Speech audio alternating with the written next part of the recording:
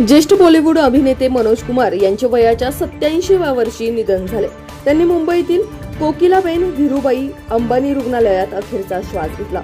आतापर्यंत मिळालेल्या माहितीनुसार ते काही काळापासून आजारी होते। या कारणामुळे त्यांना रुग्णालयात दाखल करण्यात आले।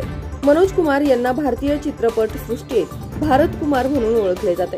त्यांच्या निधनामुळे संपूर्ण देशात शोककळा पसरली आहे।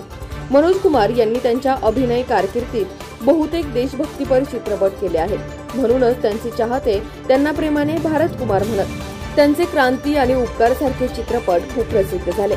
भारतीय चित्रपट आणि कला क्षेत्रातील योगदानाबद्दल त्यांना 1992 मध्ये पद्मश्री आणि 2015 मध्ये चित्रपट क्षेत्रातील सर्वोच्च पुरस्कार दादासाहेब फाळके पुरस्काराने सन्मानित करण्यात आले आहे।